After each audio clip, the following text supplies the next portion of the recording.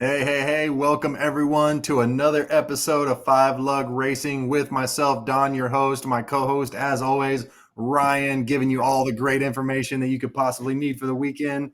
We're going to be talking a little bit of trucks, a little bit of Xfinity, and a little bit of Cup for the weekend. It's Daytona weekend. We just got done watching the truck race. It was an absolute show. Really exciting stuff. Ryan, talk to me, man. What do we got going on? We got two exciting races left on the weekend, and that's what we're here to talk about, Don. We got the Xfinity cars on track. When you're watching this, it's as of today that the Xfinity cars are taken to the high banks of Daytona. We covered, if you had the chance to watch, the 2025 Xfinity season preview with our guest, Matt Kempf. We want to thank you, Matt, again for coming on the show. We talked about how packed this field is for the Xfinity race, and I'm really excited to get this season underway for just the amount of talent that is in this field on the regular full time basis for the Xfinity series. Really excited after seeing the speed charts and practice speeds, for some of these race teams to see how this all shakes down. Of course, you got to look to see how you're going to go through the draft, right? Who's going to work with you, where you're going to get the right pushes, and, will you survive the big one to be at the end of this race? Don, tell me a little bit about your thoughts for the Xfinity race coming up and who your dark horse and favorite are for this race before we get into the Cup stuff. Man, it's so tough. Daytona is such a wild card. It's such an intriguing race. There's so much strategy involved. You really got to position your car, your team, everybody in at the right time to be there at the end. It's a fine balance between, do we hang out up front and control the race, or do we hang out back and save our stuff till the end? You don't want to wait too long to the end, because you might not get a chance to get back up there once everybody gets three wide and everybody's pushing and shoving. So it's an absolute wild card. I'm really looking forward to it. Of course, we got guys working down there in the pits that we're rooting for too, kind of all sprinkled out through the series now. And I'm really liking what I see from Sheldon Creed, especially in practice. He ended up fourth fastest. We know he's more than capable of performing at these drafting tracks, these big super speedways.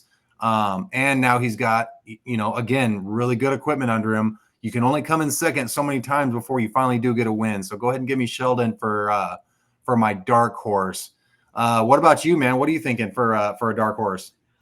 Oh man, my dark horse pick is going to come from the JGR Toyota camp, and I really like what I'm seeing out of the. Really, I mean, there's two of them up there, but my dark horse is going to be a rookie in William Sawalich. Right. The kid showed tonight. He knows how to wheel around this place in the Truck Series race. He fared very well. I just really feel like that car was very fast for him. The Gibbs camp always brings a hot rod. So yeah, my dark horse is going to be the rookie, William Sawalich. I like it. I like it a lot. Do we? I can't recall from the lineup. Do we have Ryan Truex piloting one of the Gibbs cars this weekend? Um, Let me confirm that right You now, know, I but I do not believe so. I could not remember if he was in there. Man, it's so tough. You're gonna make me, man. You're gonna make me pick someone. Uh, Gee, I might have to let you go first, bud. I might have to let you go first on it. okay, well, my pick to win the race is going to be another quote unquote rookie. He's a proven winner in the sport already, won in his first time out in an Xfinity car at Watkins Glen. And I think that Junior Motorsports is going to victory lane this weekend with Connor Zilich in the 88 car. I really just, there's something about this kid. He's a special race car driver. And I think he starts his season off with a bang, locks himself into the postseason week one, and goes to victory lane at Daytona. I love it. I really love it. I think I'm going to have to stick with the Haas factory team on this one. We know they're more than capable of winning. We know Sam is more than capable of winning in that Ford Mustang that he runs. I believe he's in the 98. and look for him to really make some noise in the Xfinity Series tomorrow at Daytona International Speedway. It's really hard to bet against those guys just because of how much speed that team consistently and constantly shows at these very large tracks. So look for them to definitely be a factor as the day plays on, as the race runs on. Yeah, absolutely. Don't dislike either of those picks. Just one minor correction. He's in the old 98. They changed that number to 41 now to Excuse me, match 41. Yep, that's thank you. with that rebrand they did. But yeah, I just don't want the Haas factory team to come after you on that one. Yeah, But right. No, you're but right. yeah, You're right. I I completely I forgot they switched down to the 41 on him. I think it's going to be exciting, and of course, we don't know where these drivers are starting yet because they qualify in the morning Saturday. But I'm excited to see the race and just sit back and enjoy some good old fashioned Xfinity racing on the high banks of Daytona. Absolutely. Um, Speaking of racing, we did get to see some this week. Thursday evening was the Duels, the Cup Series dual races, formerly known as the Twin 125s. But you know the, ex- I'm going to tell you something. These races were intense, and everything I expected them to be. Now, the first one was a little bit more wild than the second. There was a lot of aggression, and there was a lot of drivers that are obviously they're fighting for a spot in the Daytona 500. The Super Bowl of racing, and they truly left it all on the line, and it came at the expense of some race cars. There are 8 drivers that are going to a backup car to start the Daytona 500. Yep. There was practice on track today. There'll be a practice session tomorrow. And, the quote unquote happy hour. I would expect that those 8 backup cars are on track tomorrow to shake out, make sure they don't have any loose nuts and bolts or anything wonky going on. But big shout out to the race winners. Duel 1. Let's get right into it. Congratulations, Bubba Wallace. Finally got himself a win at Daytona.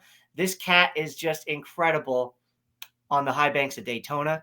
I know that there tends to be a lot of hate on the Bubba Wallace side. You either love him or hate him, right? But when it comes to Daytona, this guy knows how to get around this place. He has had really good finishes here, and he has a strong 23 McDonald's 2311 Camry. Gets the push from his teammate, and kind of a reversal of what we saw in the duels last year. Where Tyler Reddick got one. Bubba Wallace takes one home this year, and exciting way to start his season. It was really, really touching to see him hold up his son in victory lane, celebrating with him there, and holding up Bex and having Amanda there. It was really, really cool to see. And race 2 kind of came with some controversy. Congratulations to Eric. Just kidding. Wouldn't Austin, be Austin Cindric with the win. Yep. It was almost congratulations, Eric Jones. I mean, if they didn't try to throw out that caution there, NASCAR needs to make sure that doesn't happen in the Daytona 500. I'm not going to dwell on it.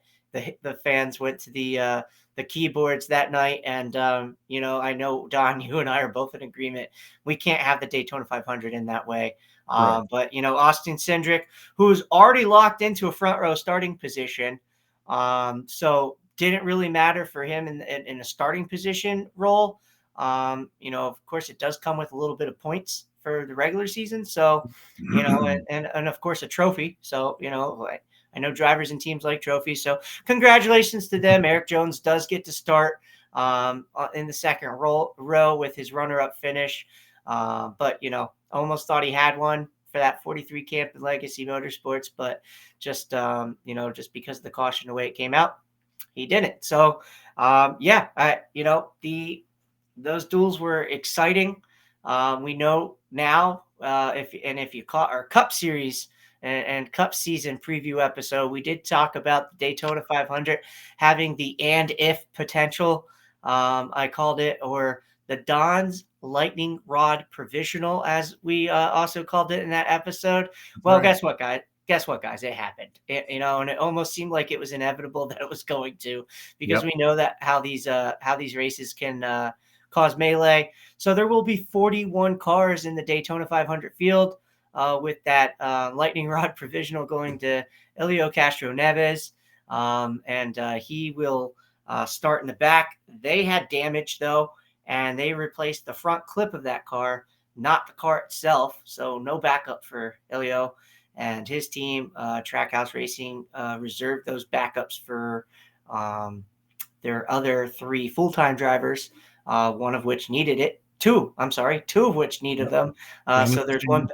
one backup remaining for Ross Chastain to use. Let's hope not. Let's hope he With doesn't just need it. one with one practice session left in the books, let's hope he doesn't need that going into Sunday. But yeah, exciting racing, Don. Your thoughts on that?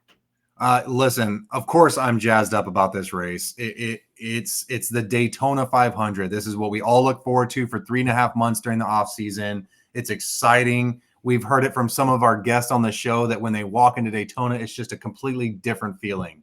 There's just this anticipation. There's this excitement. And then once you're in it, man, that's it. It's like nothing you've ever experienced before. Personally, I can't wait to experience my first Daytona 500. I hope it happens sooner than later. We're trying our hardest to get out there as a team, to bring y'all all sorts of content from it. It didn't pan out this year for us, but you know what? We'll make it happen. Don't worry, you guys. I'm really excited to see what a lot of these drivers handle the first couple stages of the race, because you're going to get it one way or the other. You're going to get everybody being super aggressive the whole time, or everybody's going to kind of take it easy and make sure that they make it to the third stage. That seems to be the pattern. That seems to be where it usually goes, which is fine. You want to see your drivers there at the end, and there's no real reason to be overly aggressive in the beginning, but you also want to see what your car is capable of in those sketchy situations, when it gets down to the last 15 and 10 laps, when everybody's just pushing each other to the front. It doesn't matter if you're fast or not. If you're in somebody's way, you're either getting pushed out of the way or you're getting pushed to the front. I can't wait. I did want to mention one thing about Helio Castroneves. I think it was really great to see him out there just throwing blows with these guys. He showed a lot of potential as far as wheeling this next gen of car around. That thing is not easy, y'all. I mean, we're talking about this guy's going from an Indy car, which is half the weight of these Cup cars, and he's out there throwing blows with some of these guys. So it just sucks that he just couldn't get through that one wreck, and then he ended up whipping it a little bit too hard and catching the wall there towards the end of that. But when he did his when he got out of the med center and he did his interview, that dude was smiling from ear to ear, talking about how much fun he had, how much he learned, and how much he enjoyed racing with these guys. That says a lot about the series as a whole, because these are the best racers in the world, y'all. Like, these guys are the ones that get after it. There's a reason not everybody makes it to this level, and to see Helio get out there and enjoy himself, it's going to be a lot of fun to see him Sunday. What about you, Ryan? What are you thinking for Sunday? How's it shaping up for you, bud? Man, it's exciting, and I wanted to give a shout out real quick. We talked about Austin Cindric being on the front row. Let's give a shout out to Joe Gibbs Racing 19 camp and Chase Briscoe. Chase Briscoe is the first Toyota driver to sit on the pole position for the Daytona 500. And as we know, Toyota has been in this sport a long while now, and for them to finally get their first pole, pretty neat to see. And man, was that car fast. I mean, in single lap runs, 2/10 of a faster on his first run, and nearly backed it up. I mean, he did have a little bit of fall off, but that final second round lap, and maybe it's just because his car didn't get to cool off as long as some of those other cars based on where he drew running, but still blistering fast lap. So congratulations to them over at Joe Gibbs Racing. I just want to put this out there too. The 19 car, not this is Chase's first, but we ended the season with the 19 winning the pole as well. So they end the season last year with a pole. They start the season this year with a pole. So they know how to qualify. But let's see how they do in the race. And, I want to throw this nugget out there. The last Daytona 500 winner from the pole was 25 years ago in 2000 with Dale Jarrett. It's only been done by 7 different drivers, a total of 9 times. 2 of them have done it twice. But that is just an insane stat when you look at it, which is why when we get into the odds of this race, you don't see the pole sitter at the top at the top of the Vegas odds. Right. Looking at the Vegas odds, which updated after the melee of the qualifying races, the original Vegas odds favorite was Kyle Larson. Kyle Larson is in a backup car. So Vegas said, no, we don't like you as our favorite anymore. They thrusted Ryan Blaney to plus 1,000 to win this race. Kyle Busch is in second. Now we know that this is a race that, in Kyle's career where he has won a lot of races, he has not been able to win this one. He is the second best odds, according to Vegas. They do like him. Joey Logano, third best odds. Denny Hamlin, another Daytona 500 former winner, a 3-time winner. Denny Hamlin is tied with Joey Logano and Chase Elliott and Brad Keselowski, all sharing the same odds of plus 1,200. And then you get to Larson, who's, they just bumped him down a little, they knocked his peg down a little bit to plus 1,400. These odds, when we look at them and we look at Daytona, it's a gamble. You could take a $10 bill, place it on any driver, and I'll tell you, you have good chance of any, before they drop the green. You got a 1 in 40 chance, just like everybody else. That's what we're looking at here. 1 in 41 with Helio now. You could just take your money and place it, just pick a dartboard and throw it on there and just hope it hits, because, with the way that these accidents can happen and you get caught up in the big one, or, just somebody else's mess, who knows? But, the odds are fun, right? And that's why we talk about them. But, I do want to talk, we mentioned Larson going to a backup. His teammate, Alex Bowman, will also join him in a backup.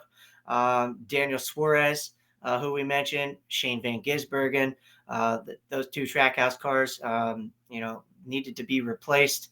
Justin Haley is going to a backup car. Brad Keselowski, Riley Herbst, and another Toyota in Ty Gibbs, all going to backup cars, 8 of them, and some others that had to be repaired. Even your pole sitter, because of debris coming up, popped in the grill on the nose. All's well there, though.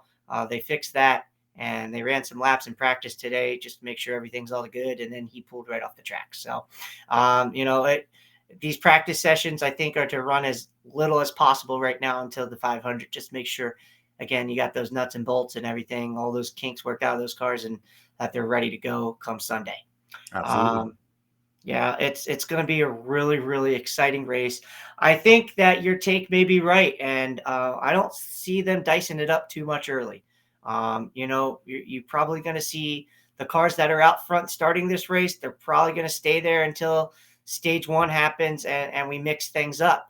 There's going to come a point where we get green flag the pit stops and pit cycles, and how those manufacturers work together, like we seemingly always have them do, to come into pit road. Does anybody get caught speeding down pit road? And that could, oh man, that can really ruin your day quick. Yep. A speeding penalty, an over the wall pit crew violation, all these different variables that can happen and mix things up. And, obviously track position is important, but you are capable of moving through on a plate racetrack, but you got to set your car up right in order, working with your spotter. And honestly, if I am driving in this race, I either want to be in the top 5 or I want to camp out in the back early, because I want to give myself a chance to miss anything that anybody else does. Which still doesn't guarantee that something doesn't happen in rows 1 or 2, one little slight wiggle, one slight bump that at the wrong time, and all craziness breaks out. So you're still not safe no matter where you try and hide from the situation. So that is all valid, all valid things. And that's why we love this race. And that's why it's hard to win this race. It's playing chess, not checkers. And I always say, it's good to be fast, but in a race like this, you have to have a little bit of lady luck on your side as well. Right. And you really just, all things gotta, your pit crew's got to be on it. You can't make a mistake as a driver on pit road. Just so many variables. That's why I'm excited to talk about our favorites and where you think you're heading for this one. And then I'll give you mine. We typically do the dark horse and we do the favorites. I and there's going to be some others that are really strong. I'm going to give you an honorable mention right now because he's not on my list, and I don't think he's on yours. But one car that impressed me, a lot of speed this week so far, was the 60 car out of the RFK camp for Ryan Preece. Would not shock me one bit if that car ended up in victory lane. Again, not on my list to this weekend. I'm just throwing it out there because I've been impressed with what I saw with them. But yeah, go ahead, Don. Dark horse favorite. Let me have it. Just to piggyback on what you said about RFK, that a team as a whole is incredible at drafting tracks. You're talking about Brad Keselowski, one of the more aggressive pushers in the series. Chris Buescher is no slouch at these tracks ever. And so Ryan Preece being teamed up with these guys, it does not surprise me that he's got a fast car, and he's very, very gifted and talented at getting that car at the front of the pack at the right time. So that'll be a fun one to watch. I'll keep your eyes on that green build submarine number 60 Ford Mustang. I like it. As far as my dark horse, I'm going to roll with, Mr. Popular. It's got to be the 9 Napa Chevy. Chase Elliott proved my dark horse right at the Clash 2 weeks ago. I'm really pump my chest out about that. I nailed one. That was kind of fun. But look, Chase doesn't have one of these yet. I would not be surprised to see him park it. He always shows tremendous talent and speed at Daytona. Let's see if he finds himself in victory lane. Yeah, that would be an incredibly popular victory. Yeah, that'd probably be one of the top selling diecast in a while too. I'm in Pennsylvania, and you might hear the siren from where I'm sitting if that dude wins the Daytona 500. So yeah, I mean that is. But you know what? Wouldn't surprise me either. I like that dark horse pick. I'm going to fire off my dark horse pick, and then we'll get to our favorites. My dark horse pick is going to be a driver that darn near won this race last year. Had a really, really strong car. Seems to know how to get around this place. And that would be the 1 car of Ross Chastain. I really like the Melon Man this weekend. Just something about this place and something about it just has that feel like I can't really give you any other rhyme or reason, but I know that car's going to be strong, and if he can avoid the mess, I think he'd be out front when we got 10 to go and dicing up for a win. Ross Chastain, I think, is going to be a force to be reckoned with this weekend. I love it. I love that pick in Ross. Ross shows just tremendous speed at so many different variables of racing. These plate, drafting tracks as we used to call them. But he was very close last year.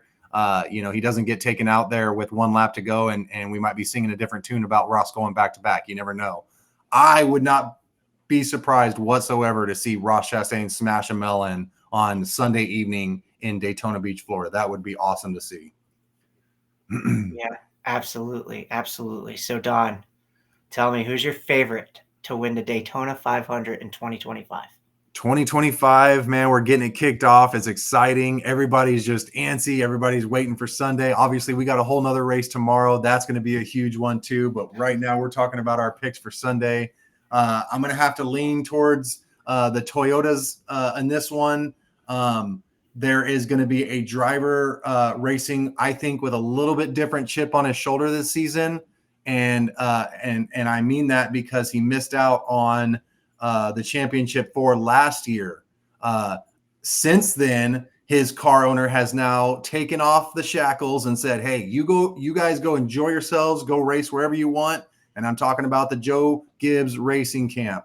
Christopher Bell in that 20 Interstate Batteries DeWalt half green, half yellow race car. His race suit is yellow. His helmet is bright green. It looks awesome. It stands out on track. I think Christopher Bell is racing with a different kind of passion and energy this year because of what happened last year.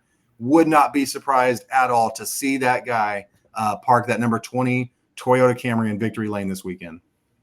Yeah, wow. And for a second when you said Joe Gibbs Racing, I thought you were going to pick Denny Hamlin to win his fourth Daytona 500.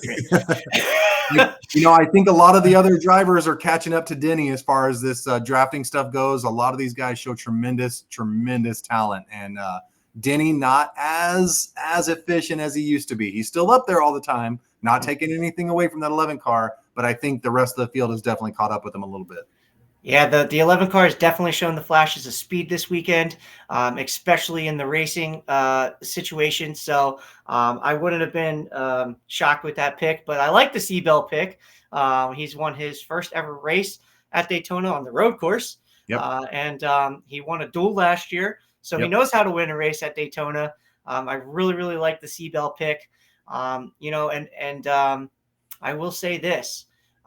You talked about a really cool looking car going to victory lane. Well, my pick also has a really cool paint scheme. And the logo on the hood is this. All right. Well, we got 3 hoods with that logo on it, bud. And you know what? They all look really cool. They look sharp, man. All 3 of I'm them. gonna pick a Bass Pro Shops car to Okay. go to victory lane this weekend. But it's not Austin Dillon. Okay. And it's not Martin Truex Jr. Oh, here we go. It's your pole sitter, Chase Briscoe and There you go. JGR. I'm going to tell you what. I'm going to tell you what right now. I know I told you it's been 25 years since the pole sitter has gone to victory lane at Daytona, but you know what? Now's a better time than any, and that 19 car has been bad fast all weekend. He didn't have to show it much in the duel race because he was already locked in. He was already taking care of his car. And you know what?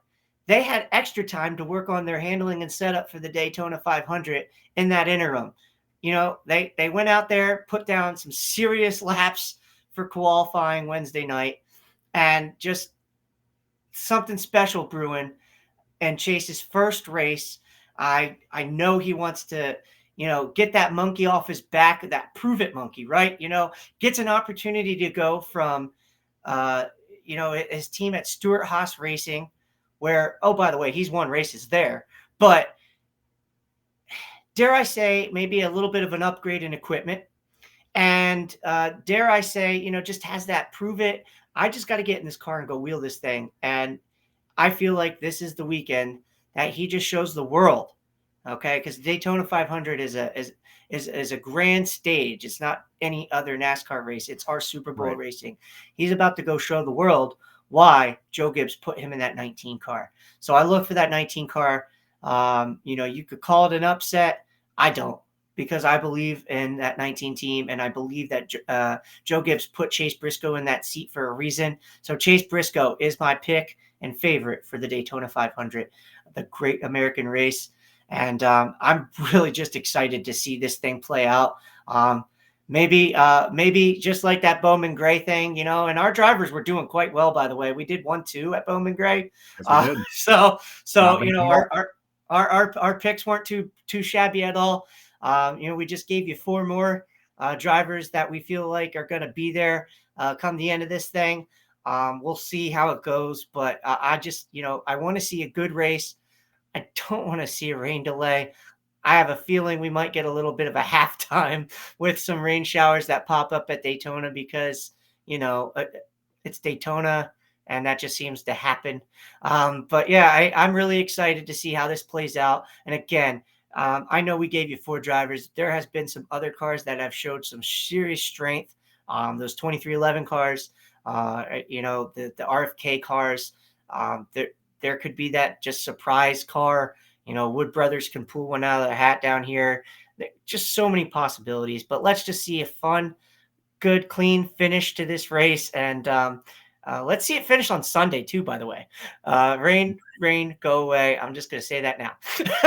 Yeah, I'm just going to throw this out there. If that race finishes on Monday, I'm instantly switching my pick to Martin Truex Jr. That's just how it goes. If races still go to still a Bass Pro, still a Bass Pro Shop, man. I love it. I love the picks, Ryan. I'm so excited for race weekend. I'm so excited that we're here doing this again. it's Daytona, baby. It's Daytona weekend. We still got Xfinity tomorrow, or I guess today, if you're watching this now, and of course Cup on Sunday. One more thing about the Cup race to all of our listeners and followers, that race did get pushed up 1 hour. I don't really understand how that helped with the window of rain that Daytona is looking at right now. NASCAR made that choice. I'm not going to question it, but that coverage will start at 1:30 rather than 2:30 like originally planned. So make sure you mark that in your daily calendar there, y'all. Ryan. Very, very valid point. Very, very valid point. And to piggyback on that real quick, I think that's more or less the pre-race festivities. Get that out of the way, that pageantry that goes on, Right. and get these guys buckled in and get some laps under the way before any potential pop-up showers do occur. I will say this. I don't think it's a monsoon fest down there on Sunday. If we No. do get a little bit of rain, I think we go back racing. Daytona, as we know, has lights. So, it could just be a longer day at the track. But regardless, I think we finish this race sometime Sunday, and I'm looking forward to it. Absolutely. Great stuff, Ryan. Thank you as always. All of our listeners and followers, thank you guys for hanging out with us. We're so excited to bring another racing season to you each and every single week. We do our breakdowns, our previews, and all the good stuff in between. Make sure you're following all of our social medias, our Instagrams, our Facebooks, all that good stuff. Ryan, it's Daytona. Thank you so much for hanging out, bud. I am Don, my co-host, as always, Ryan, and we'll catch you guys on the next one. Take care.